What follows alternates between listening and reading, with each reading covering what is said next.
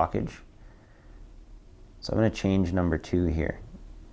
We're going to go and match the naming convention that was previously started. Seed run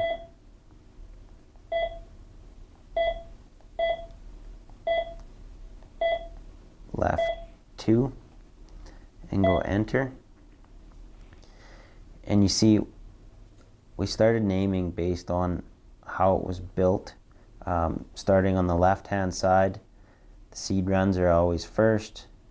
So you know when you get an alarm and it says seed run left 1 blocked, you're going to go to the seed manifold on the left hand side of the drill and you're going to find the blockage. So you can name all 16 of them if you wish. Now to turn them all on or all off, all on is obviously going to make monitoring on for all of them at one time. All off, it does the opposite, it disables them. Now at any point in time, for example, if you are not using your double shoot air kit, you would essentially be deactivating half of the sensors because there's no product going through there. It's going to give you false alarms. So then what you do is you can touch on each individual one and you can disable them individually. So that way you're disabling all of the fertilizer runs, which are the second half of the layout.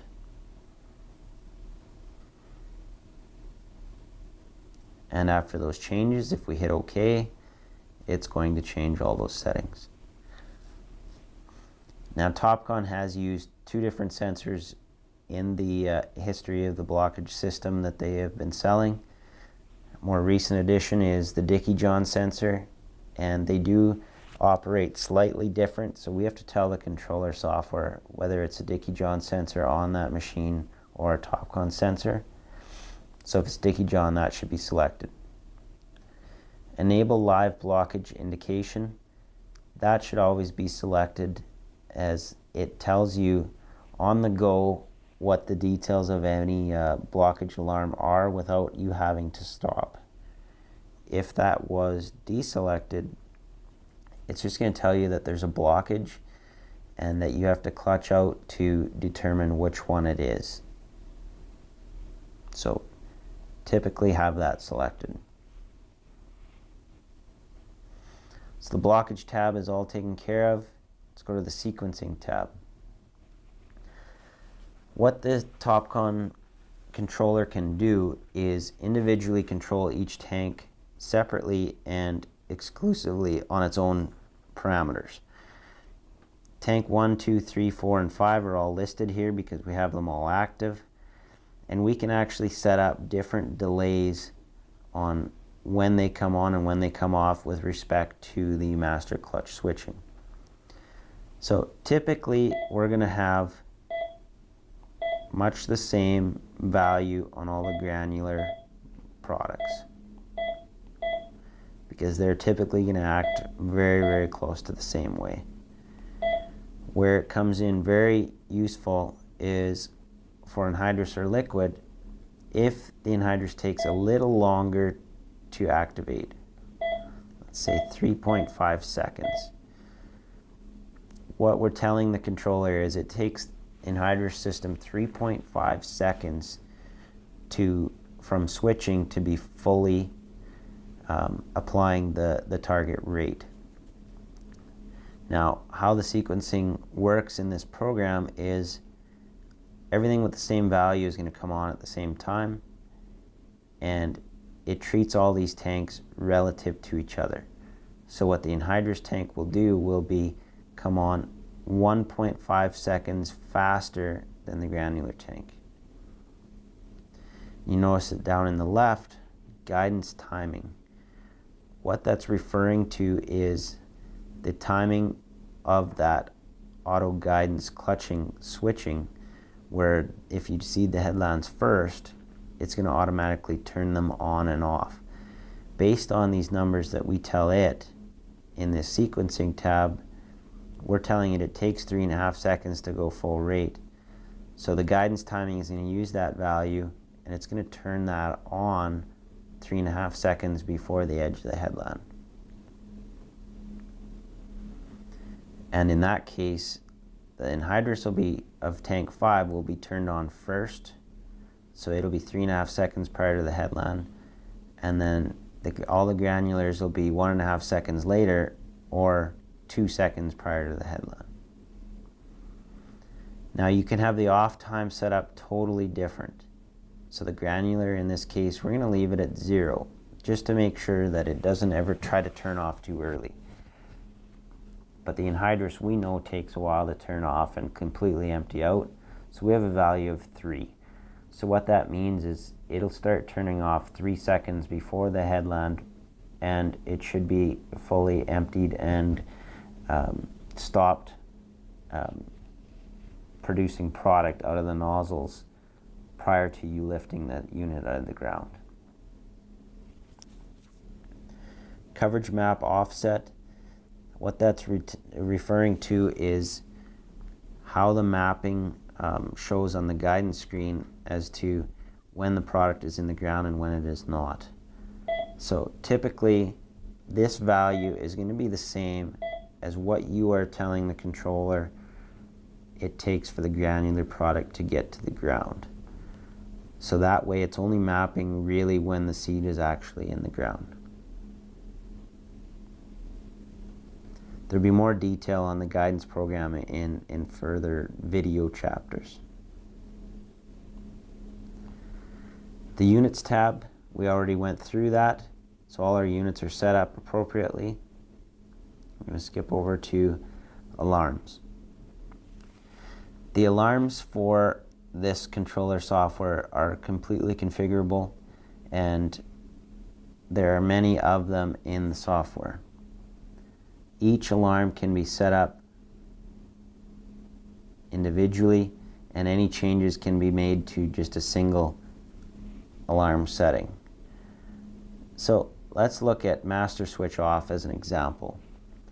What that alarm is a reminder when you haven't got your master switch turned back on yet, say for a headland turn. The master switch off can be changed to a different alarm type. There's 4 different options. Never alarm, which is never going to come on. 1 alarm cycle only, so it's only going to do or say anything once. Limited repeats, so you can set how many times it's going to repeat, or you can have it repeat while present. In this case, master switch off, I'm going to go change it to a 3 repeat type. Now if we look over here at the details, the duration of the alarm, this is currently set at 3 seconds. And what that is it'll show the pop-up window for 3 seconds prior to it going away until the next repeat. Alarm delay, that is the value that you will most likely be changing, because that is a 30-second wait time after the switch is turned off before it expects you to have it on and give you the alarm. So for example, if you turn your switch off and you don't get your turn performed and the switch turned back on within 30 seconds, the alarm will sound. Alarm bursts is referring to the audio portion, and what that is, this value is referring to how many times the audio portion happens for each alarm cycle. So typically that's only going to be once. Interval in seconds, what that is how many seconds in between each repeat. So if you have a multiple repeat, it's going to be, in this case, 45 seconds in between the 3 repeats. Now when you're done changing any of those settings, you have to hit the set button for them to take, just like the tire selection portion we mentioned earlier. Now the alarm audio, you can have it set at 3 different options. You can have none, so there'd be no audio portion to the alarm. You can have it as a typical beep, just like you hear when you hit that button, or you can have the sound file where it actually tells you in an audio file what the alarm is referring to. Now, to test any changes or review any alarms that you have, you can use this test button, and what it does is it simulates an alarm. Now, when you hit that button, it's going to actually use all of these parameters for the test. So in this case, it's going to wait 30 seconds before it cycles the alarm.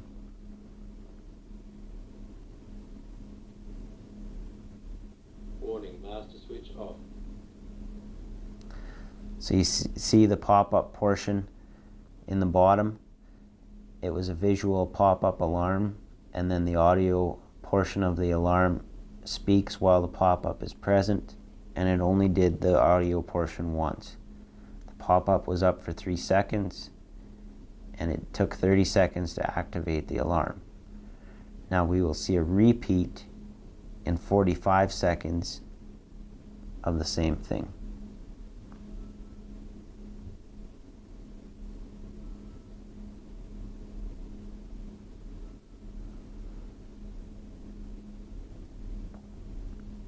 Warning, master switch off. So that test feature is a good way to see how you've changed the alarm and how it's going to affect it. And it will help you better understand all of the settings. Now, if for some reason that you have made changes and you don't really like what you've done and you wish it was back to where it was at the beginning when you received the machine, you can do a restore default with this button right here. Now, when you do a restore default, it's only going to restore the settings for the individual alarm that you're looking at in this selection box. If you do a restore all defaults, it's going to restore every alarm back to factory defaults. Now, typically the factory defaults are very appropriate for our machines, but each individual has its own operating style, so they can be changed quite easily. The products tab. As mentioned earlier, the rate chart manuals are now all built into this software. So you'll see here, this is a product list for a double shoot auger. Here you can see which auger you're looking at. The 3 augers.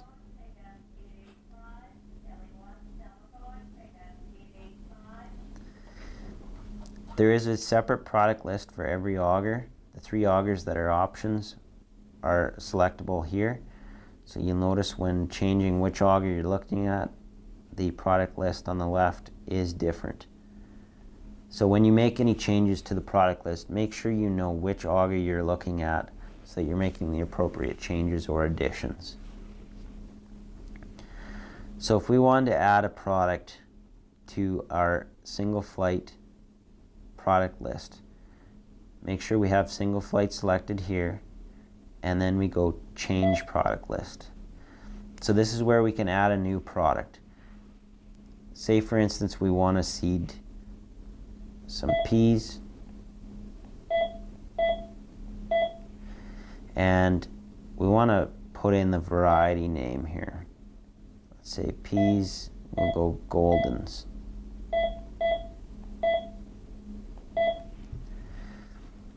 So we'll be able to refer to this each time we seed peas that are of the Goldens variety.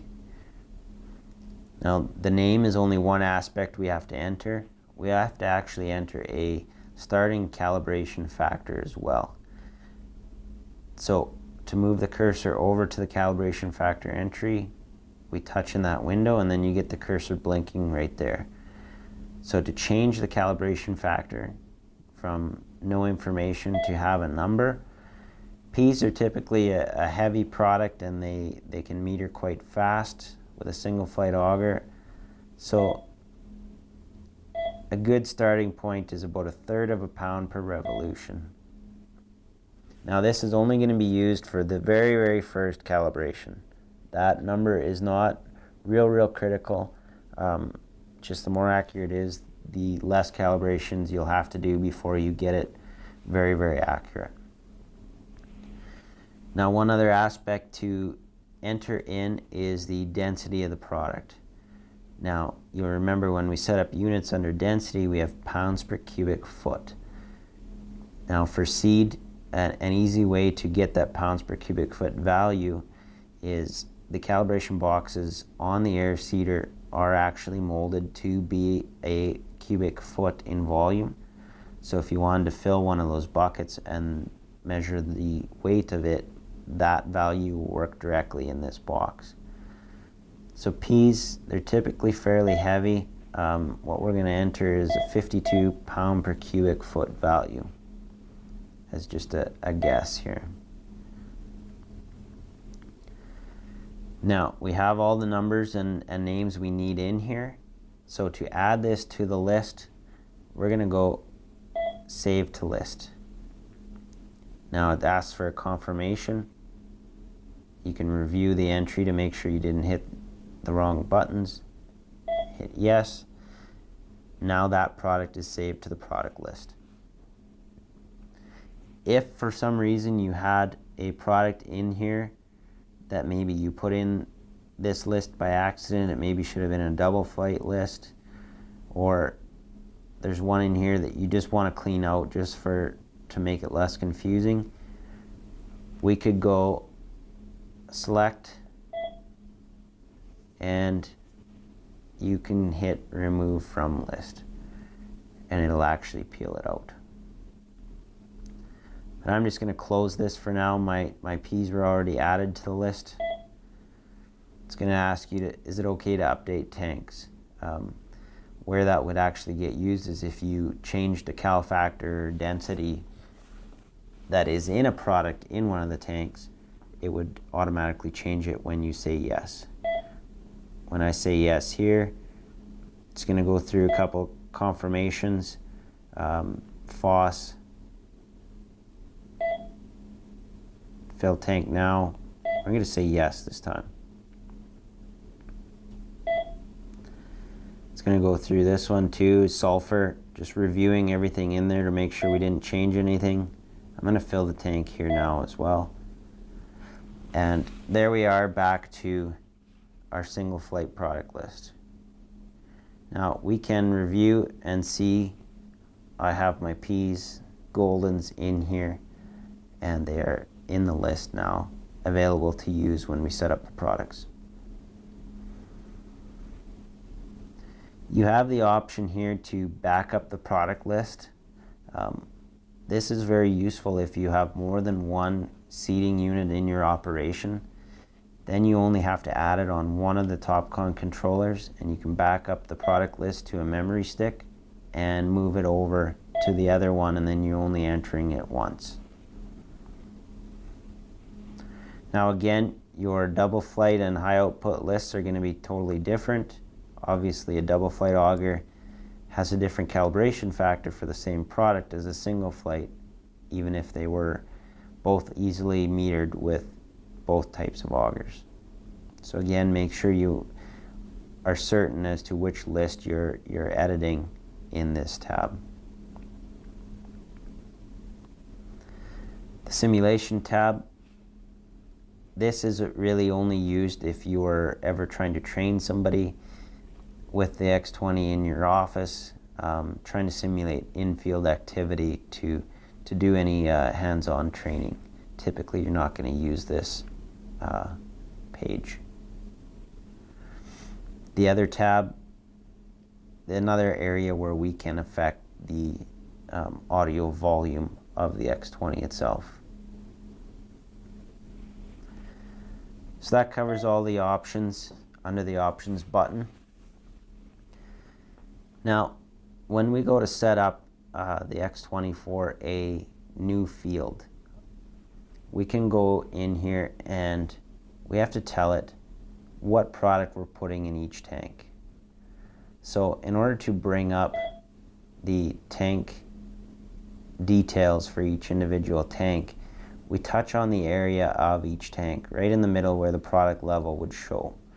And you'll see over on the right hand side here, we get Fill 1 and Cal 1 buttons at the top. So these are all the details referring to tank 1. Now, when you're going to make a change, you're going to first off select the product that you're going to put in the tank. So if you want to change this product, hit the calculator button, and it remembers that you have configured it for a single flight auger, so it's going to pull from the single flight auger product list. So if we go in here and we want to pick a new product out of the list, we're going to pick barley out of this list. And you notice it has a calibration factor and a density that it knows based on that product list.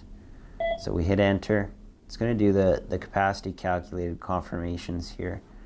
So we have 145 bushels of barley in this tank at 43 pounds per cubic foot, gives you a capacity of 7,759 pounds. We're going to accept this. If for some reason when you are changing products the capacities are totally different, which